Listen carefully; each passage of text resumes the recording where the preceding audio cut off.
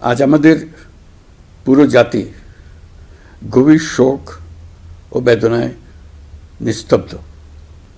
দেশের গণতান্ত্রিক রাজনীতির শীর্ষ নেত্রী, সাবেক প্রধানমন্ত্রী ও বিএনপি চেয়ারপারসন বেগম খালেদা জিয়া আর আমাদের মাঝে নেই।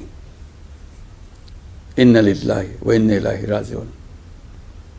বেগম খালেদা জিয়ার ইন্তেকালে আমরা গভীরভাবে শোকাহত ও মর্মাহত।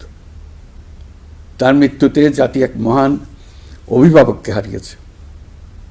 এই গভীর শোকের মুহূর্তে আমি তার পরিবারের সদস্যবৃন্দ, রাজনৈতিক সহকর্মী এবং অগণিত কর্মী সমর্থকদের প্রতি সমগ্র জাতির পক্ষ থেকে আন্তরিক সমবেদনা জানাচ্ছি।